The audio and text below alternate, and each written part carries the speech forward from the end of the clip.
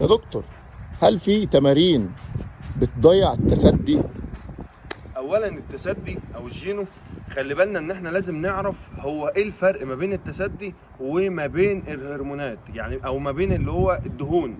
المنطقه، بصوا يا جماعه، المنطقه بتاعت الصدر دي ضروري جدا. لو انا مسكتها من عند حلمة صدري كده من هنا، هتلاقوا في احيانا ملمس لملمس الدهون، الا لو هي جينو هتحسوا ملمس غده. واحيانا الدهون بتبقى الاثنين قصاد بعض زي بعض، حجمهم زي بعض، يعني الحجم هنا وهنا بيبقوا زي بعض. اما احيانا الجينو او الغده بيبقى احيانا في صدر اعلى من صدر شويه. طيب الفكره دلوقتي، هل الرياضه فعلا مؤثره على الموضوع ده؟ اه طبعا مؤثره جدا. ليه؟ لان هي بتظبط التعادل الهرموني بتاع جسم الانسان، ما بتزودش الاستروجين، بالعكس بتزود التستوستيرون. بجانب هل اروح اعمل عمليه ولا ما اروحش اعمل عمليه؟ لا، العمليه دي بنلجا لها اخر مرحله خالص لو الموضوع مضايقني جدا.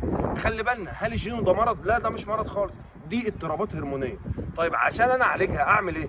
اولا لازم نظام صحي جيد، نظام صحي جيد مع نظام تمريني جيد، وخاصه تمرينات الكارديو مع الاسترنس، مع التدريبات اللي فيها قوه بكاتل بيل بقى، باوزان، بماشين، بالكلام ده كله. ده يا جماعه مهم جدا، هيحسن لي شكل الجسم جدا. طب لو غده، ضروري. الناس بقى اللي سالتني ناخد نولفاديكس او راماديكس والكلام ده، هل ده مفيد؟ اه فعلا مفيد، بس اللي يكتبه لازم يكون طبيب غدد، طبيب غدد هو ده اللي يكتبه. وخلي بالكم يا جماعه ان احيانا الشباب الصغيرين من عند 13 ل 16 سنه هم دول اكتر ناس بيحصل لهم اضطرابات هرمونيه شويه. ليه؟ عشان شكل الصدر بتاعهم وعشان النمو وكلام من ده. بعد 16 سنه النمو بيتحسن وشكل الصدر بيرجع كويس مع ممارسه الرياضه ومع الاكل الصحي. خلي بالنا بقى من نقطه هنا مهمه جدا. طب لو انا قعدت ازيد في الوزن، طبعا الهرمونات بتاعه الاستروجين دي بتزيد شويه، والغده بتاعتي بتفرز اكتر شويه واستروجين، وبيحصل امبالانس او عدم تعادل في الهرمونات.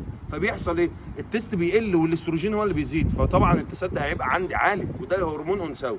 طب الصح ان انا اعمل ايه؟ الصح ان انا امارس رياضه بشكل منطقي وصحيح ومستمر، وان انا اكل اكل صحي، مش مجرد حساب سعرات حراريه وبس. خلي بالكم لازم اكلي يكون اكل صحي متوازن.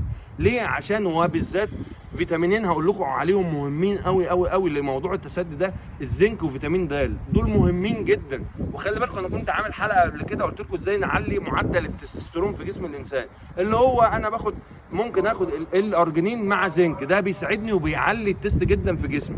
وطريقتهم انا كنت شرحها قبل كده في الفيديو. اتمنى الفيديو يعجبكم وشكرا لكم.